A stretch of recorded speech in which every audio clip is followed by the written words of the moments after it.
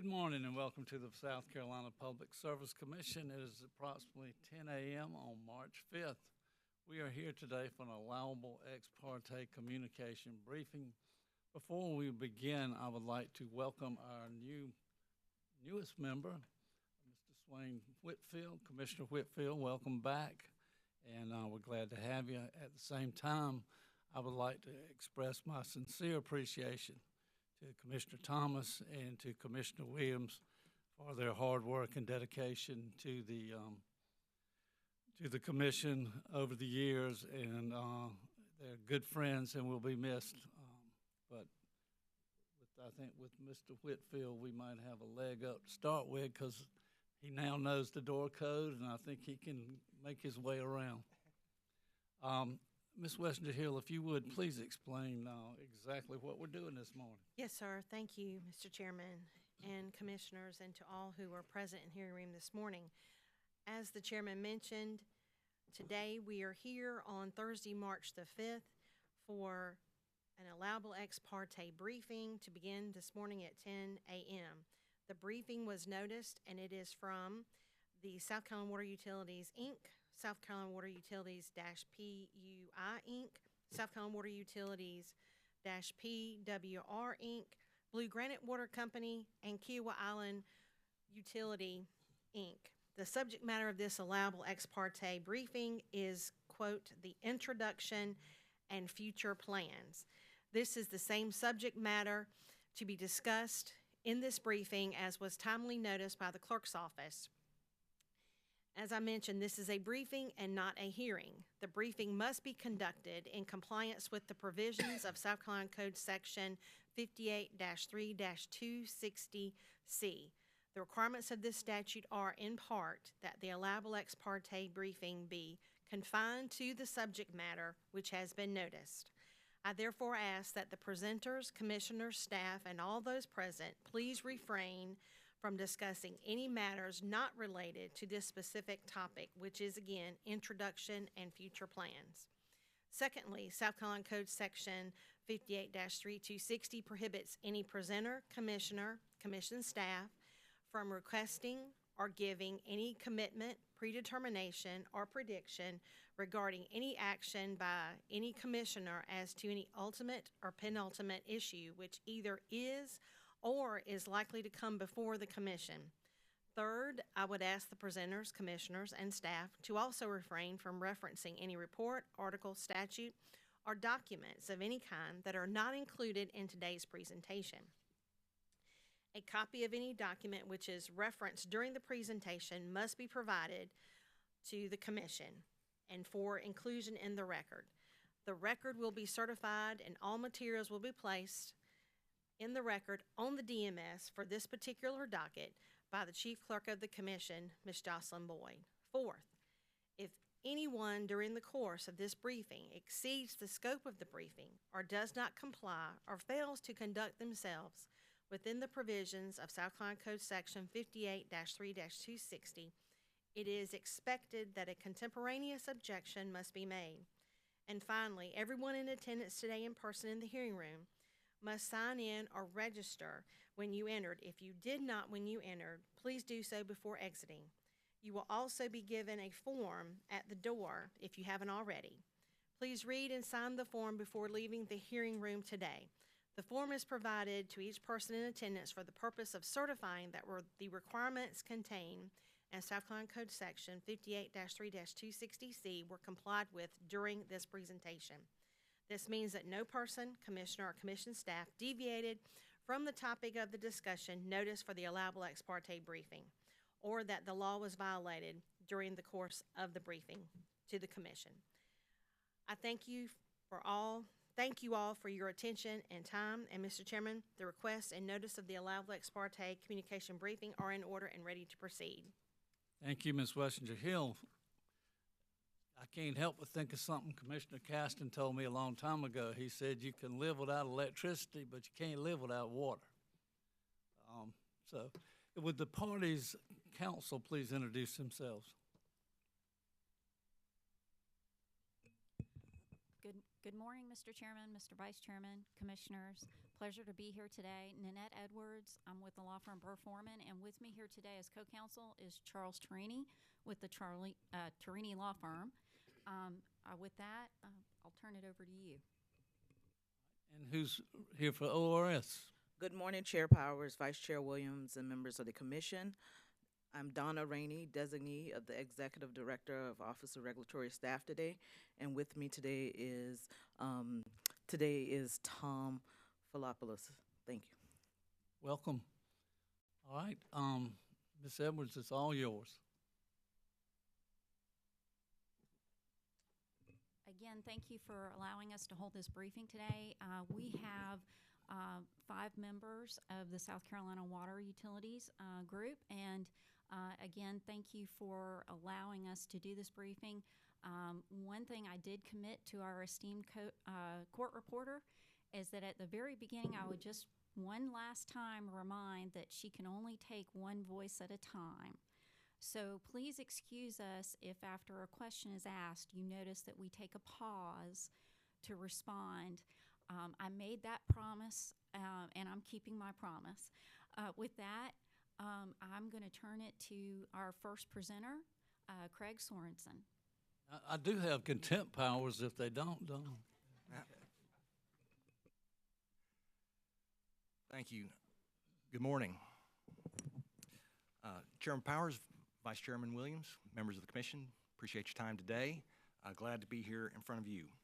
Before we get started, I would like to extend congratulations to the Chair and to Commissioner Caston and Commissioner Whitfield on your results yesterday. So we wanted to come before you today and talk about an overview of our utility and share what we're working on overall, but in particular with this docket. We have a slide presentation to go with it. So brief agenda, I'll introduce the team, talk about where we've been and where we're trying to go, and some of the things we see along the road. And I should stop myself here. The pictures that you see of facilities are actual South Carolina water facilities, so I thought it'd be good to show you an indication of some of the facilities that we have inside the state. This is our Stoop Creek facility, which is, I don't know, probably 3 minutes from this office right now. With me today, I have Lauren Hudson. She's a CPA and our Regulatory Affairs Manager. She's a USC graduate. Adam Delk in the back. He's a professional engineer and a Clemson graduate. We are an equal opportunity employer. Bruce Haas is behind me. He's our operator. He's a Class A, the highest certification in the state, Class A water operator, water treatment operator, wastewater treatment operator, wastewater collections system operator, and a water distribution system operator. He's highly rated in all of those. Dante DeStefano is Director of our Regulatory Affairs and a CPA. And then I'm fortunate to serve as President of our utilities in South Carolina, and I'm also a professional engineer registered in the state of South Carolina. We have a statewide footprint. We are from top to bottom and left to right. We're in 18 counties. We have 113 water systems, 42 sewer systems, customers all over the state. And we'll overlay this map with maybe a map later on. I'll ask you to remember this. But the greatest number of customers that we have in the state are generally in the Richland and Lexington County areas, as well as Charleston and Beaufort counties. We are headquartered in Columbia, right here. My office is 17 minutes, I think, from here at this facility. And we are locally operated. We have local South Carolinians that operate and manage all of our systems, and I am ultimately responsible for the performance of them all. We are also part of the Nexus Water Group, and we bring expertise and resources for water and wastewater customers across 20 states and 2 Canadian provinces.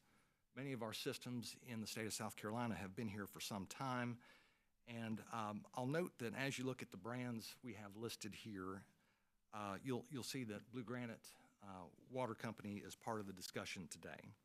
You may recall that in 2024, South Carolina Water Utilities parent, Southwest Water, merged with the parent of Blue Granite's former parent of Corex Infrastructure, and they formed Nexus Water Group.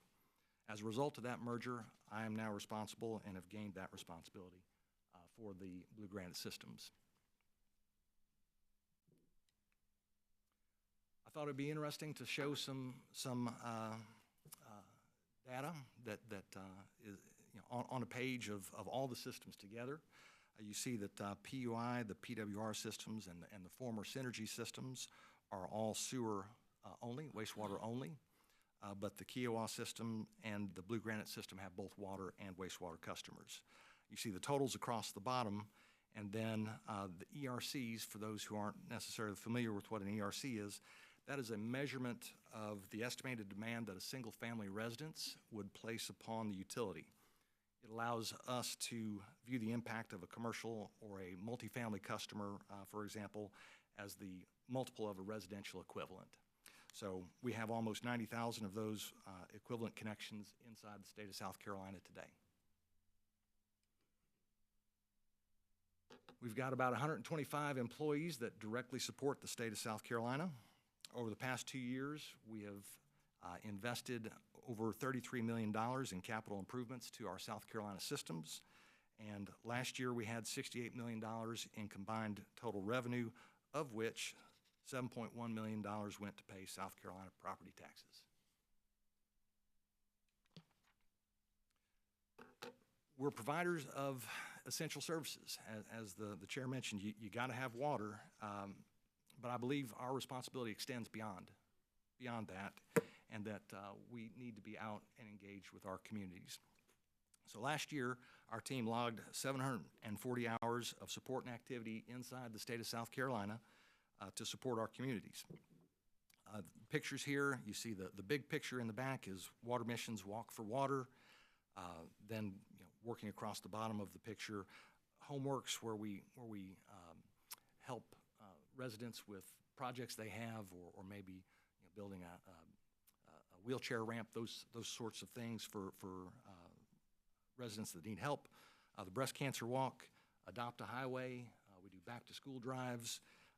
Not pictured, we also do Toys for Tots, Meals on Wheels, and other causes that are important to our community and to our employees, so we can connect with them. I'm proud of the 740 hours that we've logged. Partners that we have, we need partners. Everybody needs partners, but we have partners that keep us in tune with the industry best practices and what other utilities are doing, as well as other stakeholders across the state that support growth and the state's economy, and we want to be part of that as well. All right, picture here, this is Harbor Island. You may recall from the Kiowa hearing that we've had recently. This is a picture of the facility that we refurbished and rebuilt that wastewater plant for a fraction of the cost otherwise. And at this time, I will pass the baton to Lauren Hudson, and she'll talk about some of the history that we have. Good morning. As Craig mentioned, we have a long history in South Carolina building up the customer base. And as we've grown, there have been organizational changes. We've had some movement to pull some of these entities that share a management team and an owner together under one name. So just looking back, 2015, the Utilities, Inc. entities consolidated into Carolina Water Service, which is now known as Blue Granite Water Company. Last year, in 2025, we were permitted to consolidate the Low Country entities into Kiowa Island Utility. This year, we have a current proceeding to consolidate the Midlands Utilities and Blue Granite under one name.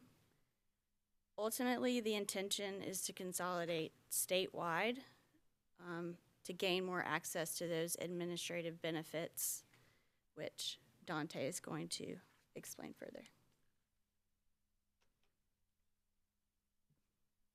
Thank you and good morning.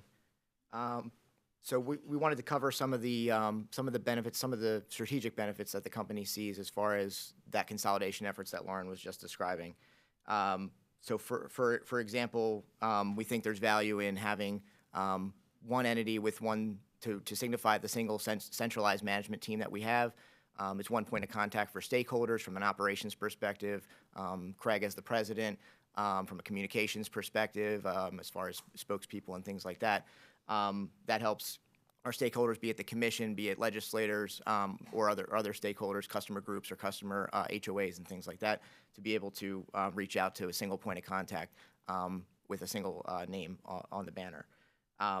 Other things that can help us is integrating our back office systems. When we've got separate legal entities, we've got to maintain separate books and records, separate accounting systems, separate billing systems, or at least structures within those billing systems. Being able to consolidate on the back office with our software helps make the back office functions less resource intensive, simplifies internal controls, simplifies processes, and can make things more efficient and more accurate with our back end processes. As far as the SCWU name, we think we have a fairly strong brand with the SCWU name, and consolidating under that brand we think is beneficial. Again, from a noticing, customer-facing perspective, regulator perspective, to have a single, again, aligning with that single point of contact. And it helps as well with things like consolidating customer communications, messaging, notices, alerts, and as far as where we need to communicate with customers, billing, payment information, and things like that, websites, all those customer-facing touch points and regulator touch points. We think it's valuable to have a single point of contact, a single entity name attached to those. Beyond kind of those company strategic kind of benefits that we see, we think there's benefits to the broader stakeholders for the company. For things like regulatory efficiency, this is kind of a comparison of what would it look like on a standalone basis with these separate entities versus a consolidated entity. From a regulatory efficiency standpoint, we can consolidate things like annual reports, compliance reporting, regulatory filings, compliance filings, things like participation in workshops or other commission activities where all of these separate companies would be participating as effectively as one anyway. So we can make things a lot more efficient on our end, more efficient on the regulator end as far as how they need to communicate with the company. As far as things like integrating customer-facing systems, beyond things like billing under one logo on a bill or a single billing format, which is definitely helpful to customers for consistency purposes, we can also help us from things like terms and conditions in our tariffs, which across our different entities can have varying degrees of conditions or different terminology, different interpretations. That can be more complicated for us to balance on our end as far as operational requirements and making sure we're meeting our expectations with customers and the regulator. So we want to make sure that we can find a way to make things more efficient there, makes things easier for our operations personnel, easier to understand for customers. The expectations are one and the same across the board. Things like rate filings also can be simplified. We could avoid redundancy in things like minimum filing requirements, the level of legal support we need, the level of consultant support we need for things like studies can be simplified and consolidated into a single effort for single filings. Consolidating operating systems as well, like I was saying, we can consolidate our finance functions, payables, and receivables functions under a single entity. That can make things a little bit easier as far as vendor management, vendor setup, procurement processes, can make things a lot more efficient on our end and with our stakeholders, our vendors and such. As far as other back office things like financing, cash flow, and cash management, again, if we can minimize the number of bank accounts we need, minimize the cash flow requirements, the capital funding that we do, debt funding that we do, if that can be funneled in a more narrow context to a single entity, that can make things more efficient and less resource intensive for us on the back end. And then the final thing is consolidation of tariffs. It's not a guarantee that tariffs would be consolidated. If you have one entity, you have separate rate areas and rate divisions and service territories, but you forego the opportunity or you miss out on the opportunity to consider that opportunity if you're not consolidated. So having consolidation allows you to see, can you consolidate your rates? You're providing similar service to similar customers across your service territory, so that we think there is a benefit to that. It is an industry best practice that we've seen in our other jurisdictions under Nexus that has been beneficial. And I won't run through this in detail, as a lot of very specific stuff here, but this is just an example of what we're seeing as far as our estimates of either benefits of an administrative consolidation of legal entities under the SCW name versus what it might be incremental cost-wise if we were not consolidated. And this runs the gamut of a lot of things that I was mentioning already as far as consolidating our opportunity to get debt to fund our operations, back office support, minimizing the resources that we need on that end, and things like that. Separate bank accounts, separate company setups, and maintenance in our operating systems. All told, incremental cost-wise, what's shown here is upwards of $260,000 or more, and most of that being recurring costs. So this is where kind of the rubber meets the road with consolidation and how it can provide at least kind of incremental benefits to the company and the customers. Okay, we'll move on to challenges and opportunities for the company. And while he hands the baton, I'll just note that this is our Spears Creek facility in Elgin. Thank you. All right, myself, Adam Delk, and Bruce are going to handle these challenges and opportunities. So the first challenge that we've got up there presented is aging infrastructure. As Craig showed on his slide earlier, we've got systems that are over 50 years old within the state, and that includes some of our wastewater treatment plants as well as a lot of our pipelines that are in the ground. So the challenge is just as this infrastructure ages, bringing things back up to standards as far as the reliability of our pipelines, reliability of our plants with the aging stuff that we have there. So we want to look not only at challenges, but we want to focus on the opportunities we have within those challenges.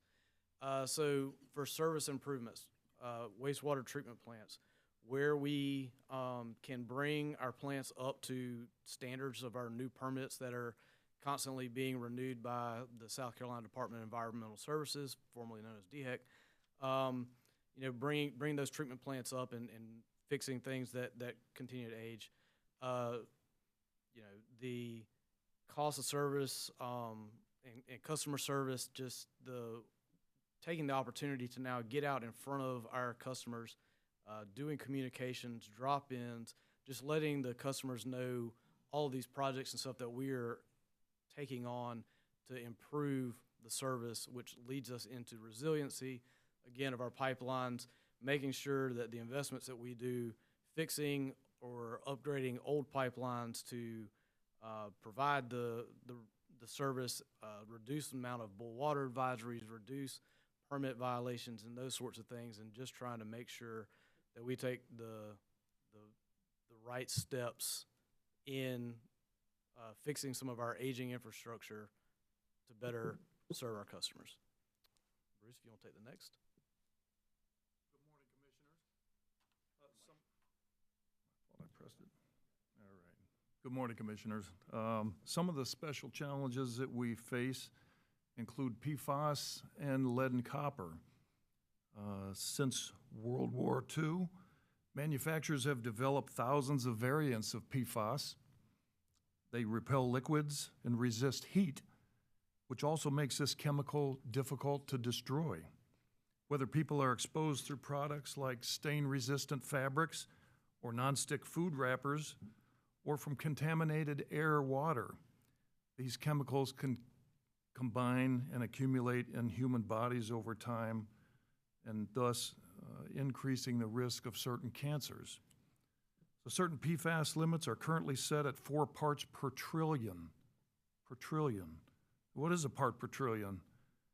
To put it in perspective, take 1 drop of water and add that to 20 Olympic-sized swimming pools. Or even another perspective, 1 second in 32,000 years. Very small. To meet these extremely low limits, we'll need to either find new sources of clean drinking water or install expensive advanced treatment or filtration systems. Plus, what do you do with these forever chemicals once we remove them?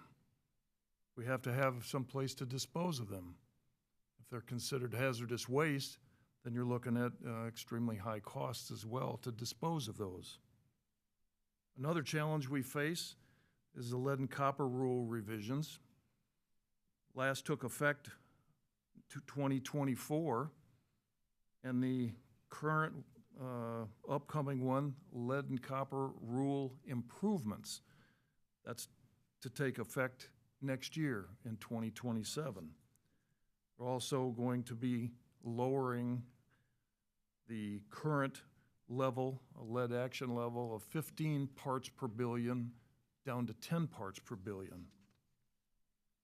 So other opportunities to benefit our customers: lean operations, having in-house maintenance and repair crews to reduce the reliance on outside contractors.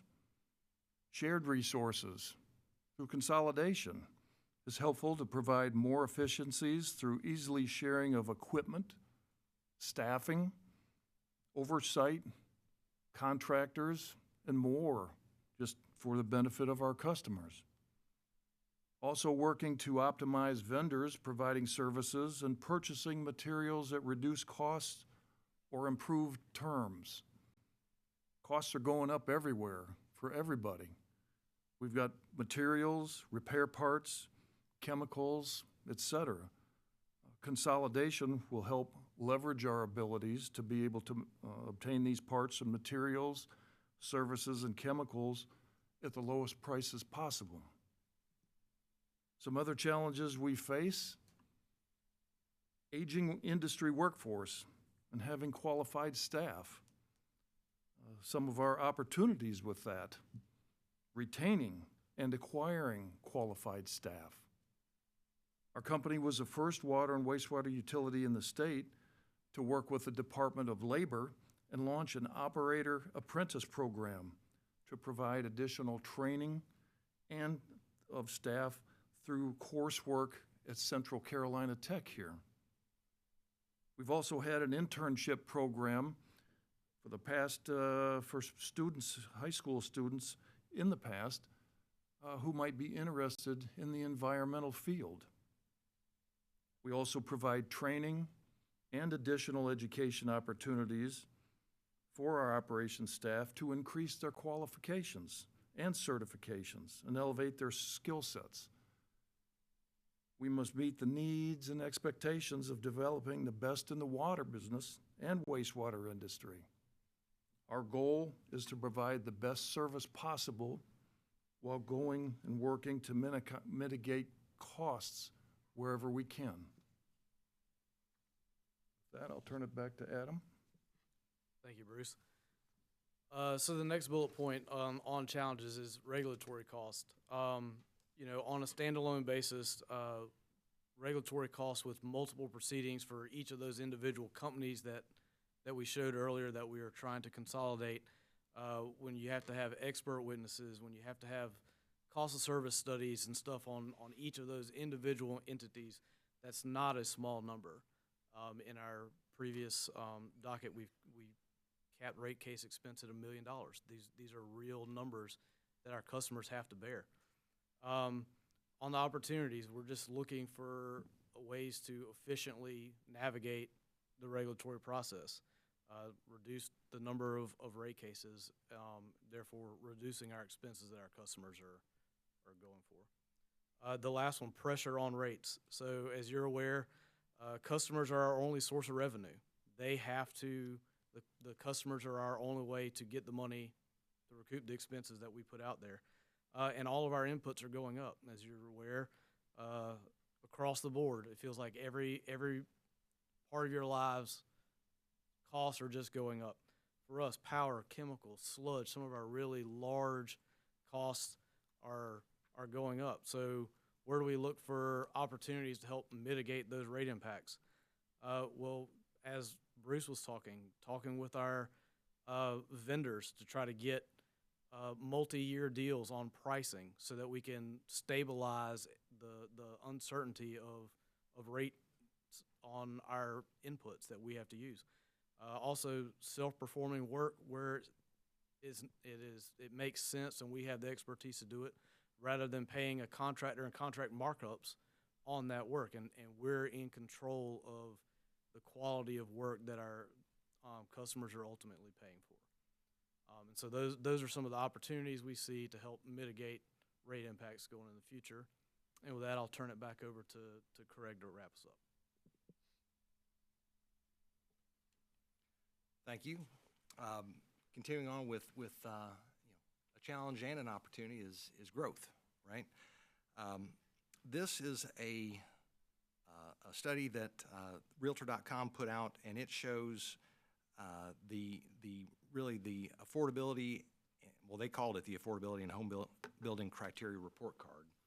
But you'll see that there's one state on there that has an A grade, and a couple with an A minus, but one has an A, and that is the state of South Carolina.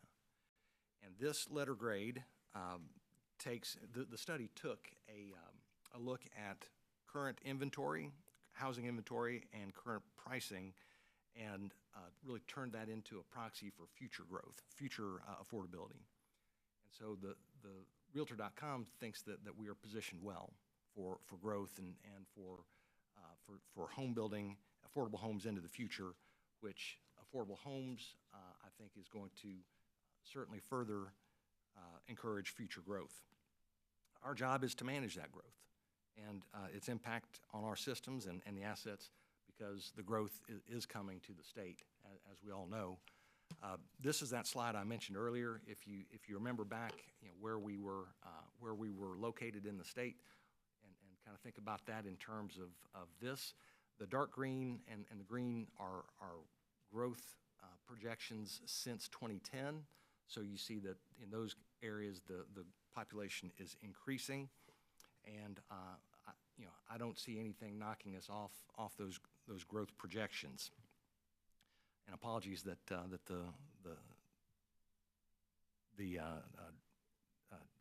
state is kind of small there, but that's what it is. And the state itself is focused on economic growth and working hard to gain it. The big manufacturing coming to the Midlands, Scout Motors, that's having a tremendous impact on us and others here in the Midlands. We've got all the big manufacturers coming in other parts of the state, Spartanburg, Charleston. It's all over. People have caught on that SC is the place to be. So how does the state prepare for this growth, right? That's something that we have to determine and live with. And, well, power needs aside, water is a big deal.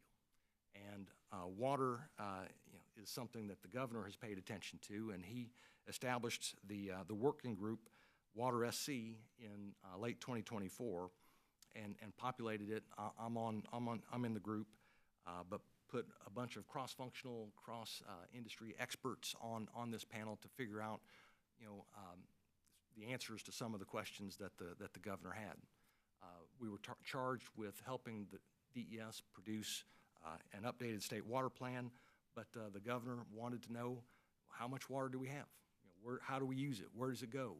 What are we going to have in 100 years? And we were asked to really think long term about the state's water resources and how do we protect and provide and ensure that it's there for us in the future. And I was on that group to help bring a utility perspective to that team. With that, I'll pause and we'll take questions. This is Stoops Creek on the slide. Again, not far from this office today. And again, thank you for your time. Well, thank you all. Is there any commissioner questions, comments? Mr. Chair. Britt. Vice Chair, you can go ahead. Thank you, Mr. Chairman. Thank you, ladies and gentlemen, for the for the presentation. Mr. Haas, I want to commend you on the way that you confronted the issue of PFAS on page 17.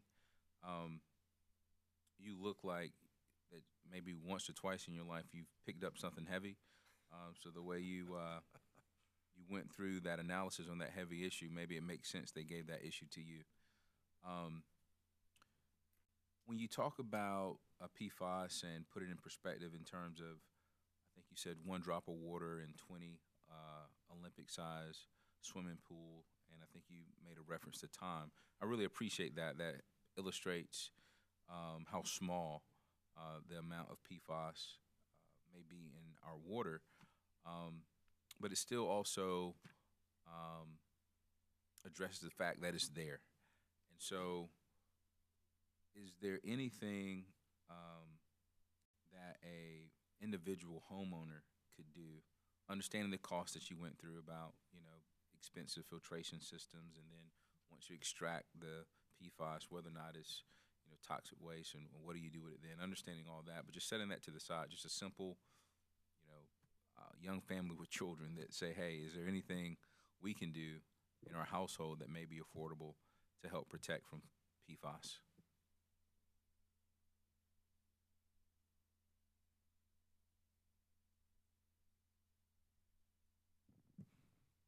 Thank you, Commissioner. There's a couple different types of treatment things. One that I recall is reverse osmosis. And they could put a reverse osmosis filter in their home. I guess one of the issues with that is the reverse osmosis may take out the PFAS, but you have a side stream discharge that has to go somewhere, whether it goes into their septic system, whether it goes into a wastewater treatment system, where we would not necessarily have those abilities at a wastewater treatment plant to be able to treat that. So you've got that type of discharge that they're removing it from their house, but you've got that waste stream that has to go somewhere, and that's part of the challenge. I also think it's important to acknowledge, and I appreciate, again, the background that you gave about our country dealing with PFAS since World War II, if not earlier. Sometimes it seems, just in my experience, that the utilities, whether it's water or electric or others, are overburdened with a lot of problems that were brought to the table not by the utility, but they're trying to work through them. So I acknowledge that the water utilities did not create PFAS, and I appreciate you all trying to address the challenge. Thank you. Thank you, Commissioner. Thank you, Mr. Chair. That's all I have. Thank you, Mr. Vice Chair. Commissioner Brett. Thank you, Mr. Chairman. I just want to say excellent presentation, and anytime Ms. Edwards is associated with an allowable ex parte that I've witnessed, has always been at the top, and I've learned a lot through this. And as the chairman said, from also Commissioner Caston, we have to have water, and it's so important. And one of the questions I have is I look at your chart and listen to your presentations. I notice in some counties like Beaufort, Charleston, are y'all the only water supplier for that county, or are there others? We are not the only water supplier. As a matter of fact, we purchase in Beaufort County, we purchase the drinking water we provide under a wholesale agreement from Beaufort Jasper Water and Sewer Authority. So they're the big water and sewer utility in the area, and we serve pockets in and around on Harbor Island, Kalawasi Island, Spring Island, and then small places on Lady Island. But yeah, we are not the ultimate water producer. Yeah, I was just looking at the map, had your 18 counties, because I was thinking about Spartanburg, because we have multiple water suppliers there. And I was just wondering, if we have so many, if y'all are really covering an entire county, why don't other counties do that? How many customers do you have? Again, I think I got it, 89,000 on your chart. And if you can tell me how many customers you have, and just the description of the breakdown, like residential, commercial, industrial. So the 89,000, that's the equivalent connection. So that includes the impact of a commercial customer, a McDonald's, a car wash, something like that may use more water than the normal single-family residents. So Adam actually deals with this and sets up the customers all the time, but the layering the ERCs against the sewer connections and against the water connections, you kind of see how the impact of the commercial customer is. For example, at PUI, Just, thank you. Right here. At PUI, we've got 42,000 ERCs, but 34,000 sewer connections. So that 8,000 is that multiple of the commercial account. So what is, I don't know that I have off the top of my head, Lauren or Adam. Just a percentage, if you even have a kind of a guess. We are majority residential Okay. with some larger businesses. I would guesstimate a number. I don't know if you'd like that or not, but That's fine. Hey, it helps me. I didn't know. Yeah. I don't know anyhow. You yeah, can tell me I any would number. I but would say we're probably 10% or so, 10% commercial. And industrial, do y'all serve industrial sites? We have one industrial customer on the PUI system, but that's the only one that we serve, and Just have it's two fairly small. Quick questions. You mentioned you were part of that team that the governor founded. What did y'all discover, in your meetings, and what kind of presentation did y'all make to the governor? So the deliverable to the governor was the state water plan, and if you haven't had a chance to look at that, I would encourage you to do that. But they've got the plan, and then the Reader's Digest version that is probably more useful and easily consumed. But a lot of good information in it. We had, in the work group, we had obviously water providers, we had industry, we had forestry, we had agriculture, we had tourism. We had a lot of different voices at on the group, and it was a lot of learning about what the mostly DES deals with, as the regulator, as the water regulator, and then bouncing ideas and looking at regulations and challenges from lots of different angles. And so we really brought and had long discussions about angles and about how should the state view certain issues, and looked at that through all the various lenses. The Big question, do we have enough water, really? That's what I was trying to get to. I'm sorry.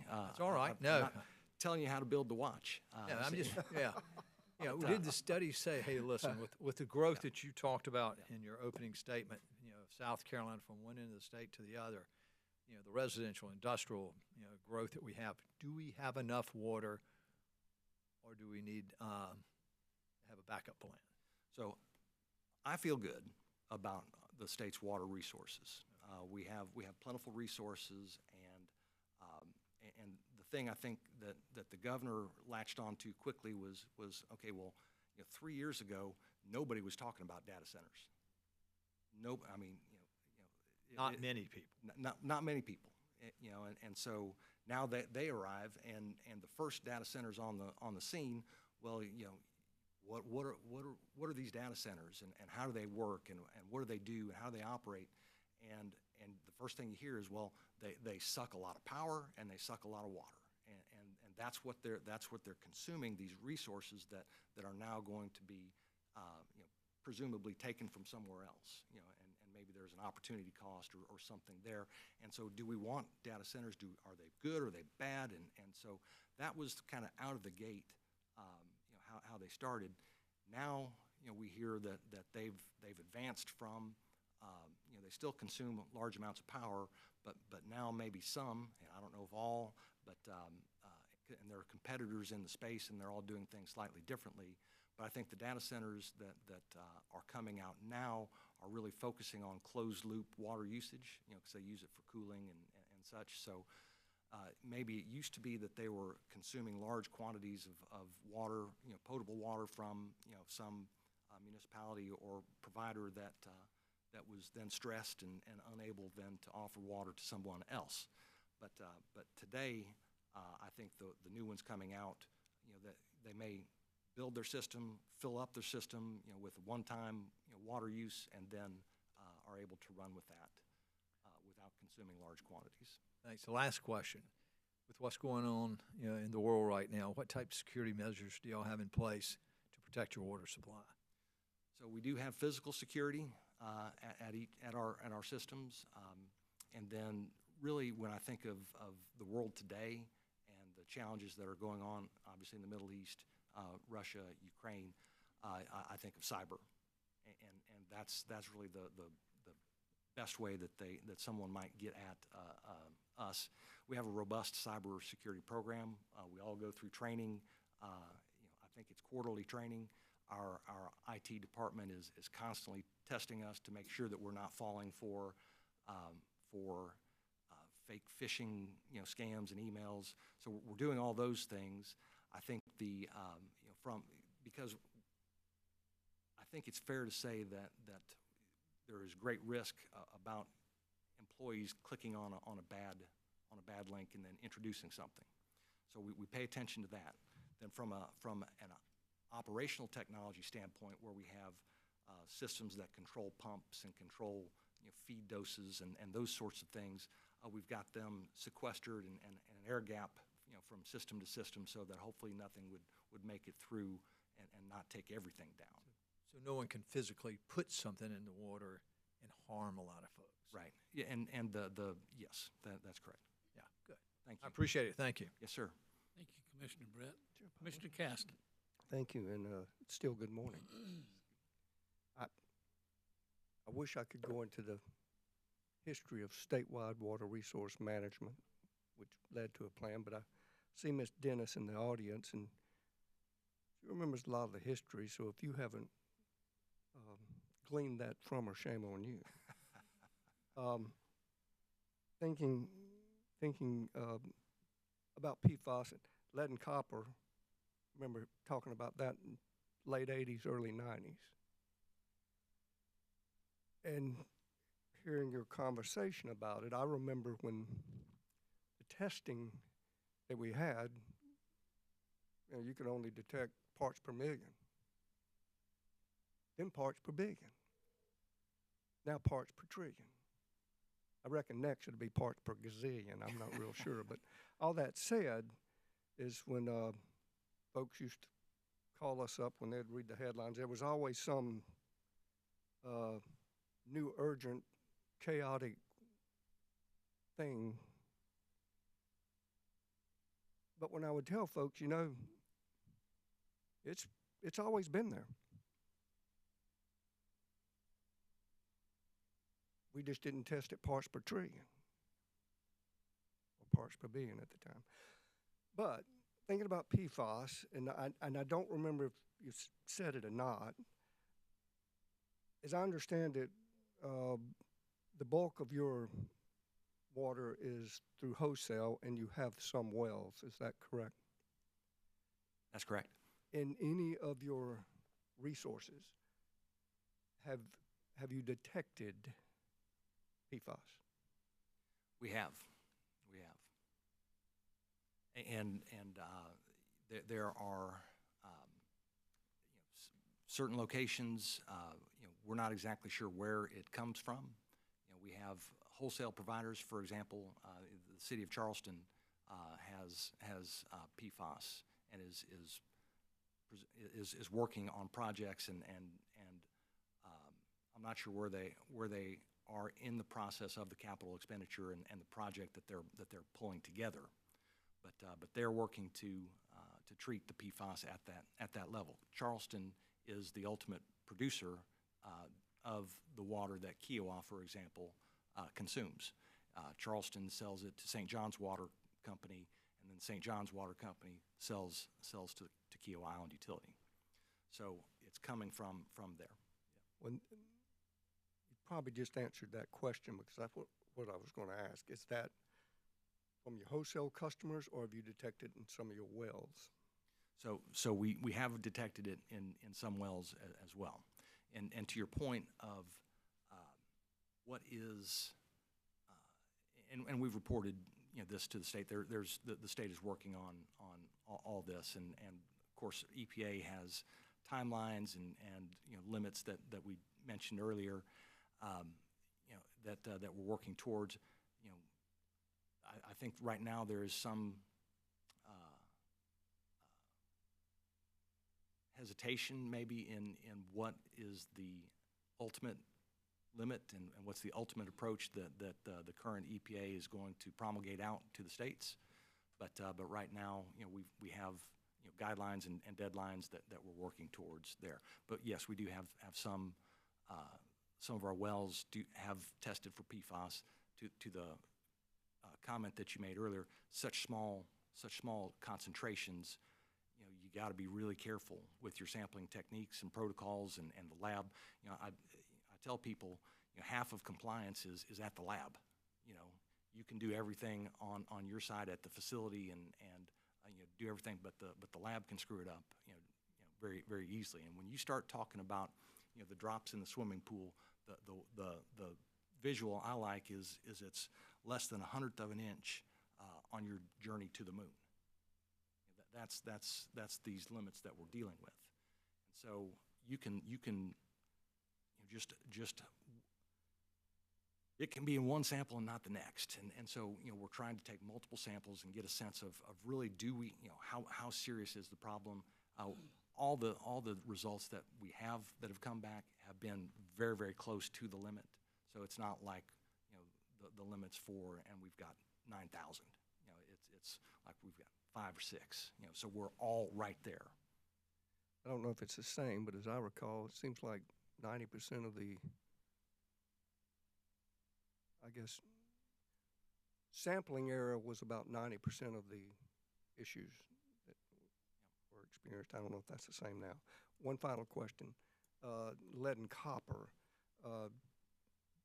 You guys have any remaining lead goosenecks or any issues with lead and copper? We continue to find, and are going through and required to inventory service lines. And so we're going through that process now, and the things that you see, especially in older houses, the older communities that have been built and all.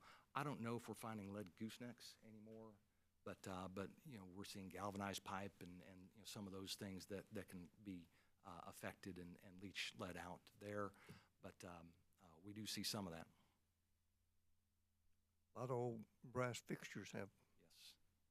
Yeah. Even the non-lead brass fixtures. Yep. Yes, sir. Thank you for the presentation. Commissioner Whitfield. Thank you, Mr. Chairman. Good morning and good to have you with us. Thanks to Ms. Edwards, Ms. Torini for bringing us a informative panel, and for all of you for being here to keep us informed. I know at least 3 of you I've seen up here on the stand before, so I would call us experienced and try to be kind and use that word. And I see one in the audience out there that I've seen on the stand before as well. I won't call her, use the experience, but not older like me. And but nonetheless, wanted to, since we are talking about history and experience, back, some of you have been around long enough when one of your many companies or entities in here was under the old Carolina Water. You had multiple entities in there. Studies were done. As some of you may remember, cost studies were done that encouraged the consolidation word, I guess is what you're using here, and then later, of course, became Blue Granite Water. And as you have moved into these consolidations, now you've consolidated a whole lot more since in recent years and in those days. So what I would say, what my question is to you, I see you have some of the savings, I guess, on page 15, a kind of a one-time savings for maintaining separate company coding for these different territories, and I realize that's part of the economies of scale. But as we move forward, we all know these communities are different. Some of them are have less number of customers. Some are more rural, more urban, just lots of different things. Some of them you actually get water from wells. Some you're buying wholesale water from a municipal supplier, special purpose district supplier. What are you doing, or are you considering to make sure that these individual communities are still looked after, if you will, or yes, certainly we need the economies of scales and the savings, but what are you doing from a customer service standpoint to still be there for those communities? Well, I think it's good comments, good points. Obviously, you look at costs and you try to look at costs and reduce costs where you can. The one that on this slide, that is to me the market cost of the interest that new debt on a standalone Blue Granite system would take, that cost is going to be significant. I don't know what it is, but it's significant. So there's that and that's one way to look at customer. How do you service the customer? Another way to look at that is through some of the other experiences that customers have with you.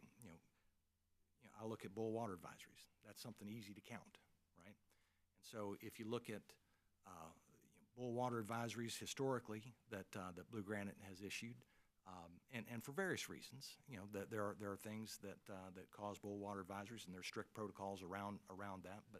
But just looking at that particular metric, 3 years before we merged with Corix, they had an average of 114 boil water advisories every year across all their systems. Last year in 2025, we had 45. So we're driving the number down, and that's even with boring contractors running and installing cable TV all over. We had probably 5 or 10 of those were from boring contractors, somebody hitting our line. So we've got that as a metric. Nobody likes to have to boil water, for any reason. Directly, you can look at customer satisfaction numbers, and we track customer satisfaction. And historically, Blue Granite had a very low customer satisfaction rating.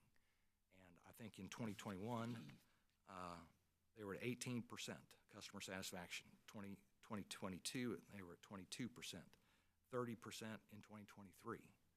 Last year, they were at 62%. So we're looking to do the things, wherever we touch a customer, we want the interaction to be professional and common sense and respectful.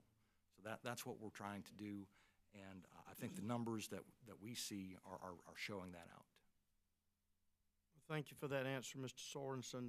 Not to oversimplify what you said, but so to speak, a rising tide lifts all boats, and you are lifting, you're seeing some progress in lifting up these communities who have had those problems in the past and had those struggles.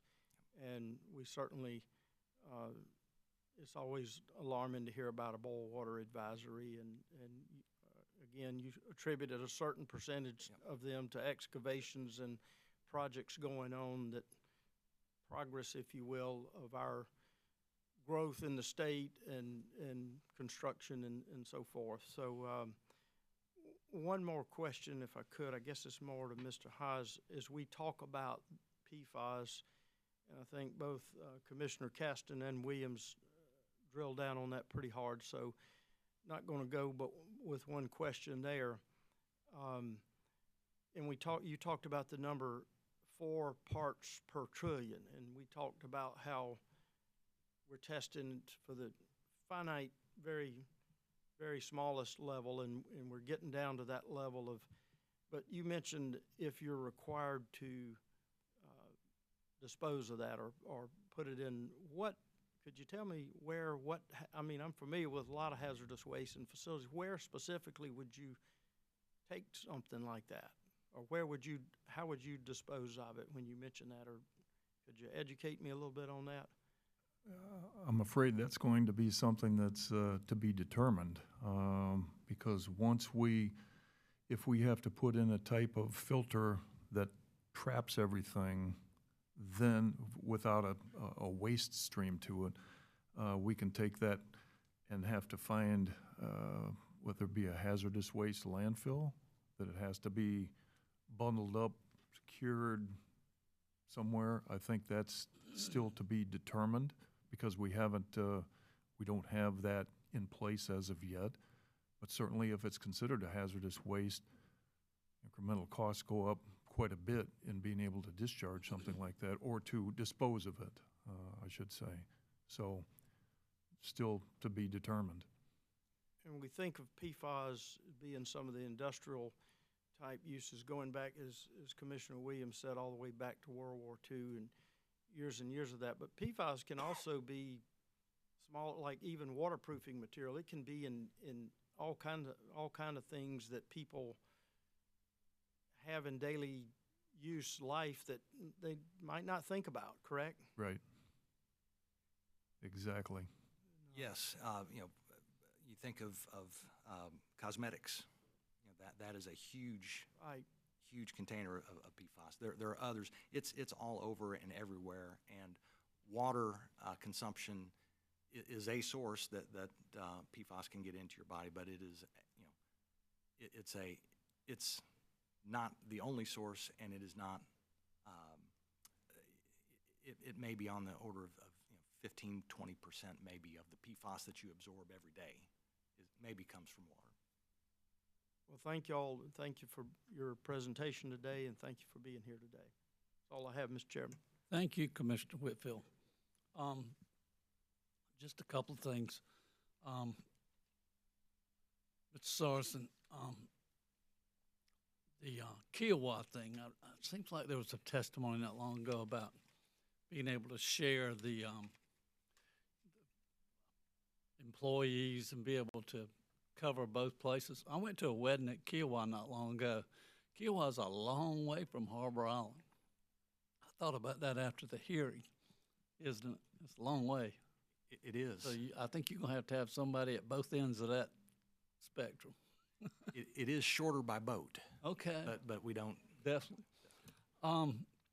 There's a lot of stuff coming out, and it's scary, about plastics.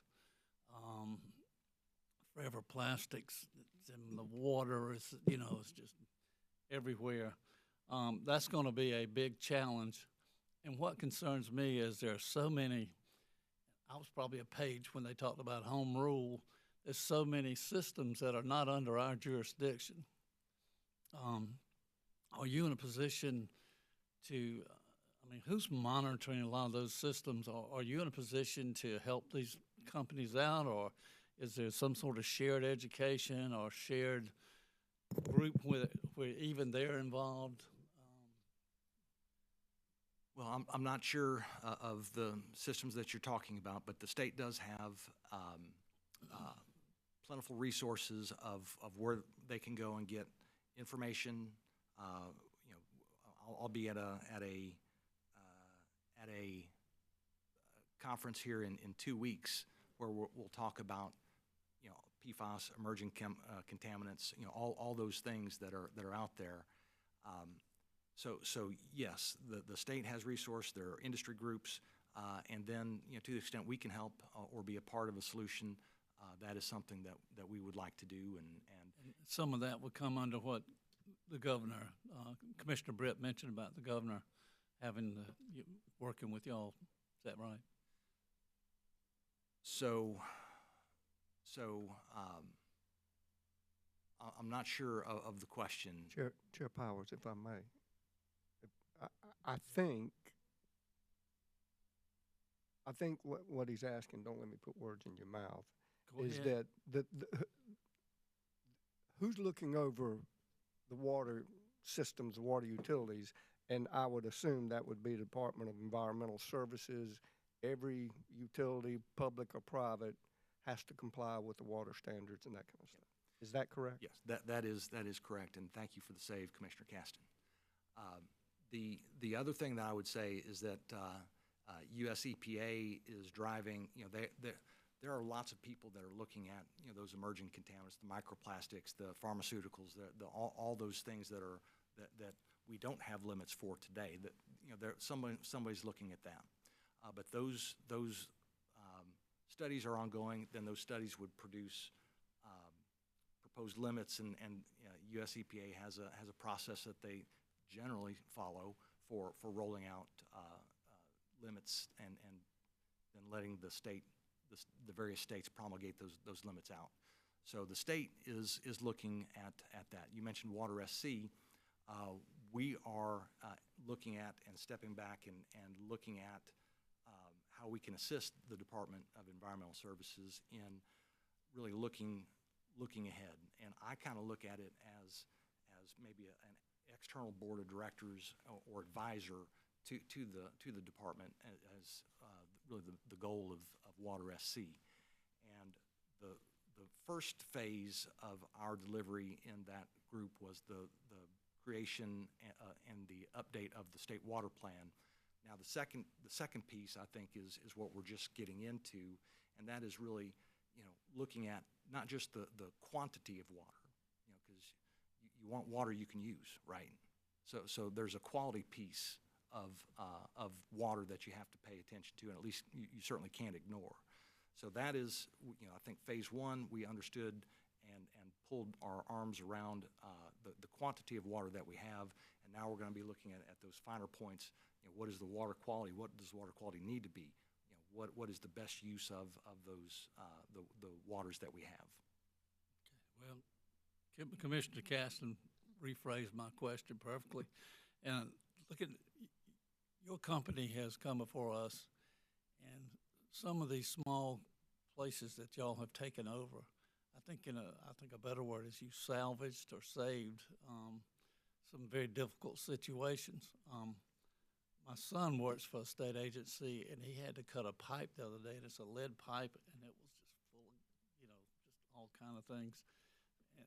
Looking at the future, does your company plan to continue to try and consolidate with other small systems that need help or need some sort of assistance? So we would be open to that, and obviously we want to grow and we want to find scale for our existing customers. We have to be careful of our existing customers, though, and we need to be cognizant of the impact that future partnerships may have on those existing customers. But I like to think that as we're looking at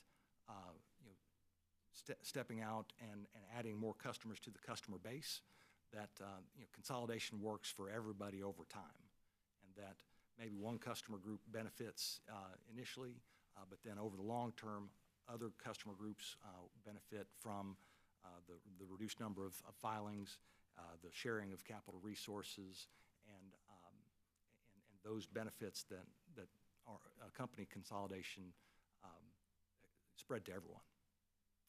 Thank you. Any further commissioner questions? ORS, I did not mean to overlook you. Is there anything y'all would like to add or say? Nothing from ORS. Thank you very much. Ms. Edwards, thank you, and Ms. Torini for your presentation. Thank you, all of you on the panel. Is there anything further for us? Nothing further at this time, and thank you for the opportunity to present today. Thank you. All right, well, thank you, and everybody enjoy this change in weather, and don't forget to set your clocks. We are adjourned.